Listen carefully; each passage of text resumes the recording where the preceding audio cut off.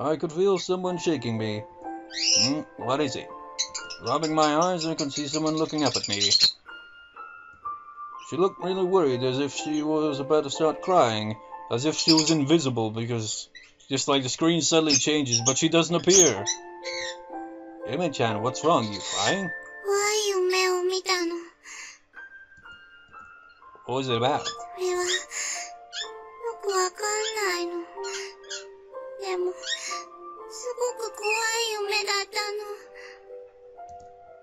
Yume's tiny shoulders were trembling as she said that. It was just a dream, right? No matter what happens in the dream, it'll be gone when you wake up. There's no need to be so scared. However, Yume's little head and hands just kept trembling and she grabbed onto my sleeve.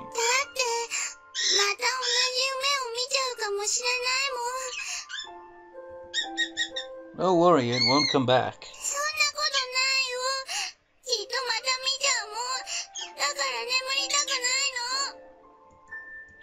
You don't say that. If you stay up too late, you're going to oversleep tomorrow. That's no good. Yume-chan, what if you end up feeling as down as Otome-ni-chan? That's right. The reason why Yume and I were so sad back then was because Otome had been so depressed ever since Yuki-san died.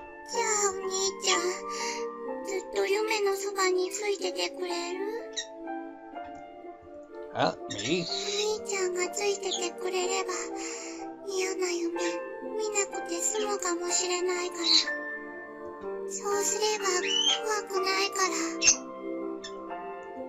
Yume-chan, you're not a baby anymore. You've got to sleep in your own bed, even if you're scared.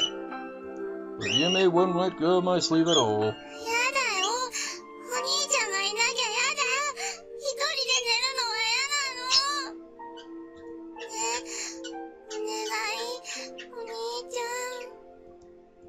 It really looked like she was going to cry. Oh, alright, you're my little sister after all. I just said that to hide my embarrassment. It's not that I didn't want to sleep together with Yume or anything, but even for a kid it's a bit embarrassing to sleep together with a girl. I was her big brother and Yume was my little sister. We needed that reason. Alright, just get in bed and you can sleep here.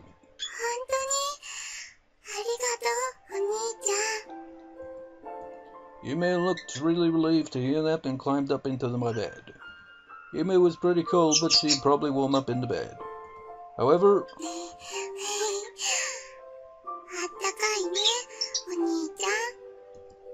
since Yume was hugging me, she pretty much warmed up right away.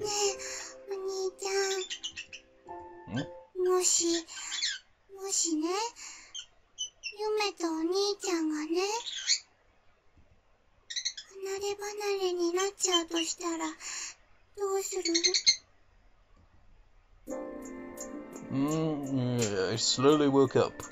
I looked around as I opened my eyes. Did I fall asleep? I gradually started remembering. For some reason I gotten sleepy after making dinner and waiting at the table for Yume. Since I'd been sleeping in a weird position, my body was feeling stiff. I think I had a dream about something very dear to me, but I couldn't really remember what the dream was about. You know, as much as I'm always saying he's dense, when you really think about it, often when you wake up from a dream, everything starts to become vague. Your memory of the dream isn't fully clear.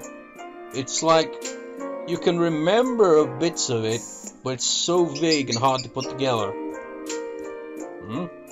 Suddenly I noticed that I had a blanket tucked over me. I guess Yume did it. It had to be since we were the only ones here right now. And then he just sees someone else walking to the kitchen that he doesn't even know. He's like, what the hell? For some reason it made me happy to know that she was so considerate. The bird isn't though. Chirping and chirping throughout the recording. I guess she isn't completely upset with me after all. I got up and went off to check the refrigerator. It looked like she had probably eaten the food I left for her in there. I didn't really get to see her at all today, but it felt like things were a bit better than yesterday. While thinking about that, I decided to head off to the dream world one more time.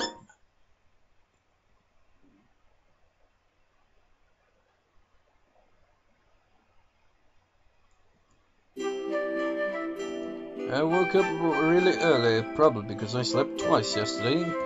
Well, it's not like I'm not sleepy, it's just that the passing of time felt a lot slower than usual. That does happen. So I figured I'd put together a bento and make it something a bit special.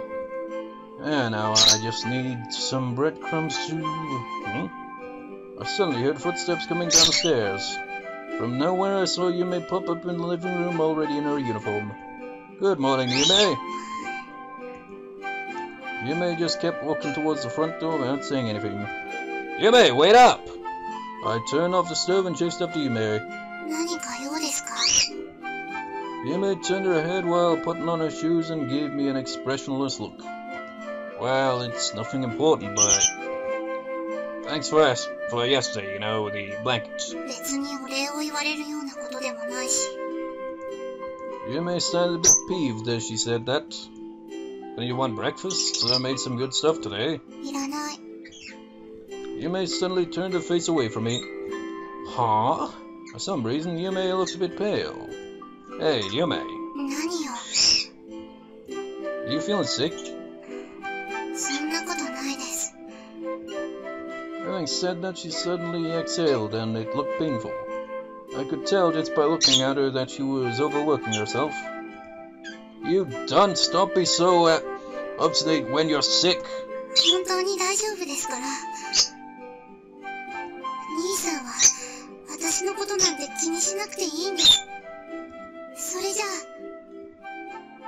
With that, Yume dashed out the front door as if she was running away, which she was. Jeez. I was half expecting him to just like, as she goes to turn, he just like grabs her shoulder, just like, nope, to the kitchen. As if I could stop worrying about her. You could tell that Otne and Yume were sisters, they both like to overdo things like that. I quickly put on my school uniform and ran after Yume. Did he leave the stove on or did he turn it off? That's always a kind of question people tend to have. In the end, I didn't meet Yume at all during school hours. I hadn't heard of anyone fainting and being taken to the nurse's office hours, so she should be fine. Well, I guess I should go check anyway. I headed over to Yume's classroom. That looks like... I saw some familiar people over by the stairs. Yume, 大丈夫か? やっぱり保健室で休んだ方がいいんじゃないか? 大丈夫ですよ。そんな大げさにしなくても。ちょっと熱っぽいだけだし。ちょっと熱っぽいだけには見えないぞ。桜井のやつに連絡して迎えに来てもらった方がいいんじゃないか？どう考えても一人で帰るのは辛そうだ。それは嫌です。You know the way she words that, it's just like, yeah, he'll act like a taxi of some sort. どうしてだ？桜井とは隣同士なんだろ？幼馴染で兄弟のような関係だと言っていたじゃないか。兄さんには頼りたくないんです。だから、兄さんはダメ。夢がそういうのなら仕方ないが。最近、夢の口から兄さんという言葉を聞く機会も随分減ったような気がするし。喧嘩はしてないですよ。ただ、そろそろ私も兄離れをしないとって、ちょっとそう思って。いつまでも兄さんと一緒にいれるわけじゃないので。兄さんに頼るのはもうやめよう。そう決めたんです。そうか。ならば、みなつが夢の家まで送っていこう。さあ、みなつの方に捕まれ。そんな、悪いですよ。天笠さんのお家、反対方向ですし。気にするな。というより、こんな状態の夢を放っておく方が気になって精神衛生上良くない。だから、今日のところは素直にみなつの行為に甘えてくれ。ありがとう、天笠さん。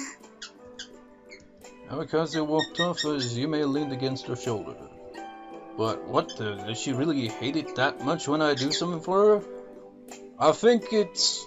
because you are so, what's the word again, vague, just like, it's like, he always talks about Otney this, Otney that, so she assumes there's nothing, like, relationship-wise that'll go anywhere from that. So she's just like, gotta stop depending on him, so I'll force myself to be independent and ignore him as much as possible. いつまでも兄さんと一緒にいれるわけじゃないので。Well, that might be true, but 兄さんに頼るのはもうやめよう。そう決めたんです。 somehow those words made it feel like I had needles sticking straight into my heart.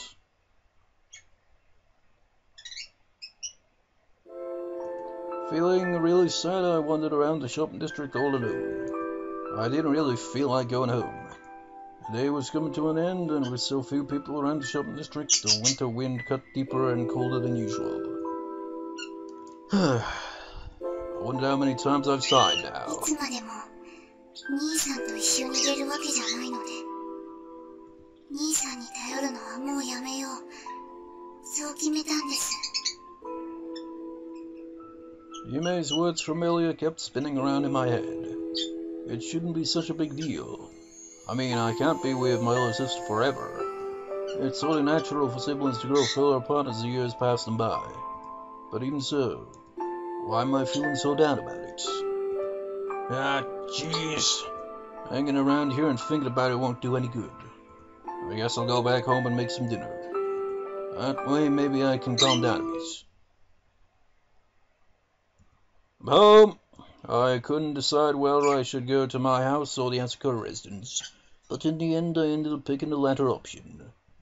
I'd promised Otney after all, and I was worried about Yume's condition. I was still feeling down, but I couldn't just leave Yume alone because of it. Huh? Yume's shoes were there when I stepped inside, but it was pitch black, even though she should have already been home. Maybe she's sleeping in her room. In that case, I'll bring her some rice porridge and medicine later. Even if she doesn't want to rely on me, it should be fine when she's sick, right? Yume! As I entered the living room, I saw Yume, who had seemingly collapsed, slumped over the sofa. Her face was completely white and her breaths were short and painful. Hey, Yume! What's wrong? Hey, wake up! As I shook her, I was surprised by how hot she was. 兄さん。 Yume gave me a blank stare and speaking seemed to be really painful for her. You lag! You idiot! Why do you put up with it until it turned out like this? It was just a phone call away, you know. 平気です。から、ちょっと立ちくらみがして転んじゃっただけです。兄さんが心配することなんて全然。You know, both sides of this whole thing are both kind of dense in their own ways, really. Yoshiyuki's dense because he doesn't realize that what Yume actually wants him to say and, you know, confirm or anything like that, you know, just all that, and just with her it's like doesn't even realize that he does actually care about her generally. It's just that because he's always like brings in Otney into it, just like then he just kind of goes sour and it's just endless loop. Even in this shape, she was trying to act tough. Just be quiet. I'm gonna carry you to your bed. I picked up her scorching hot little body and carried Yume off to her room. I placed a cold washcloth on Yume's forehead. It had been about an hour since I gave her some medicine and she'd finally managed to fall asleep. Her breathing showed no signs of getting less painful, though.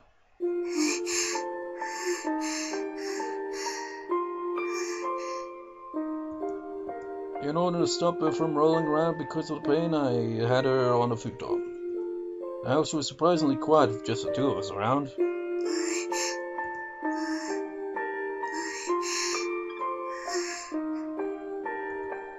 As Yume arched her back in pain, the washcloth fell off of her forehead.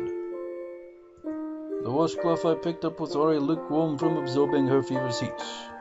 Man, it's because she pushed herself too hard. It's only been a couple of days, man. I can't believe she didn't tell me she had like a 40-degree fever. I wasn't just worried about her anymore, I was really angry. When she gets better, I'm really going to have a word with her about this. Thinking about that, I looked at Yume's face. She seemed to be in such pain. The ticking of the clock was the only sound that could be heard in the room. I wonder how long I've been sitting here. Looking at the clock, it was already 2 a.m. Thanks to the medicine, Yume looked a lot better now. That's a small relief at least. I'll just have to check how she feels tomorrow, and if it looks like she's about to relapse, I'll take her to see a doctor. I cooled off the towel again, and just as I was about to put it on her forehead, I could feel Yume's warm hand on top of mine. Sorry, did I wake you up? How are you feeling? Well, I know you're probably not feeling well, but... that's good. I put the washcloth back on Yume's forehead. Let's see, I think it's about 2 a.m. And then Yume fell quiet. Well, I'd certainly been here for a long time. Yume was about to say something but stopped. She did it a bunch of times. Hey, Yume? I just thought I'd apologize to you one more time. Sorry about your birthday, for breaking that promise and stuff. I bowed my head to Yume. Yume was speaking more gently than usual. Huh?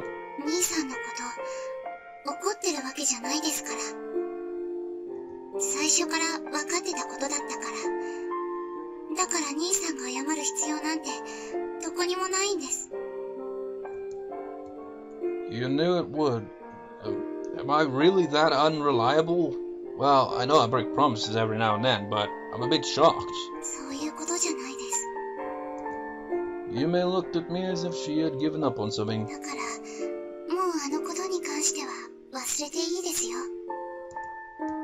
But then, why will you avoid me and Otne? There was a short silence. That was her reply. Weak? What do you mean by that?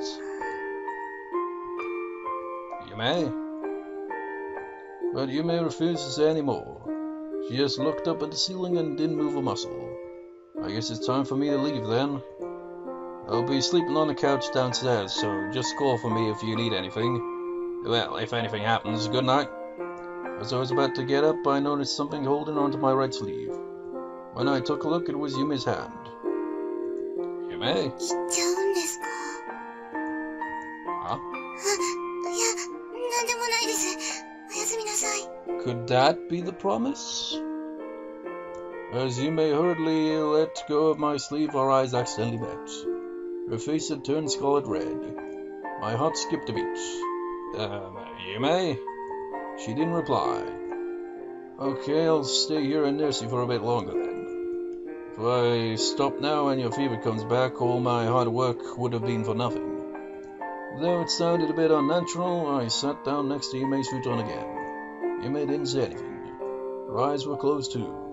But I had a feeling the atmosphere was much weirder than before.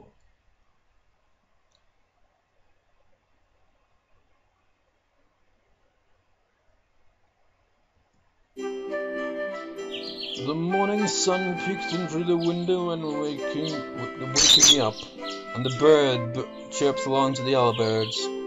Every time. There'd only be 2 somewhat short parts, but hey, go with it. Just like, I'm recording this pretty late as it is. It's like 10:30. Really. I try to upload it within the day of, recording. Although, the part right here would be the second half split into 2 kind of thing, but whatever. I'll see you next time, viewers. See you next time.